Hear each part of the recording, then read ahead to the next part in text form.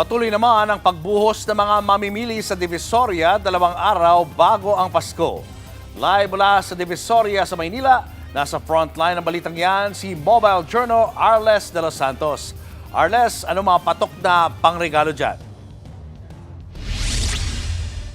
Julius, patok nga rito sa mga mamimili sa Divisoria ang iba't ibang klase ng mga laruan. Mura na nga, cute na cute pa raw ang mga yan. Kasama dyan, no, yung mga capybara na stuffed toys at keychain na kung saan nga 60 pesos ang regular na capybara stuffed toys habang 70 pesos naman ang may tunog. Kung gusto mo yung pwedeng yakapin para sa mga malalamig ang Pasko dyan, pwedeng bilhin ang giant na capybara rito na nagkakahalaga ng 600 pesos. Uso rin sa mga chikiting ngayon ang mga dinosaur. Meron dito yung mga halos isang talampakan ang laki na mabibili sa halagang 500 pesos. At may robots pa na magiging sasakyan na worth 300 pesos. Para naman sa mga baliw na baliw pa rin sa Labubu, mayroon ditong Labubu-inspired na keychains at bags. Mura lang yan, na nasa 50 pesos hanggang 70 pesos ang presyo nito. Pero para sa mga ninong at ninang na masyado ng busy para sa last-minute Christmas shopping, siguro pwede na ang cash, makakabili rito ng angpaw na iba't iba ang laki. Kaya naman itodo na ang pamasko at ilagay ang aginaldo sa giant angpaw na ito na mabibili sa halagang 65 pesos para sa 6 na piraso.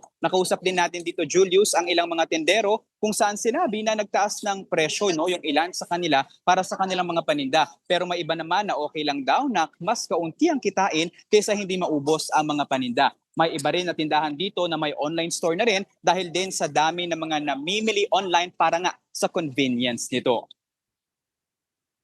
Julius, dito sa ngayon nananatiling bukas ang ilang mga tindahan ayon sa kanila magdamagan na raw silang magbebenta dito sa hiling na maubos ang kanilang mga paninda at kung maaari makabalik daw ng kanilang mga pinuhunan dito.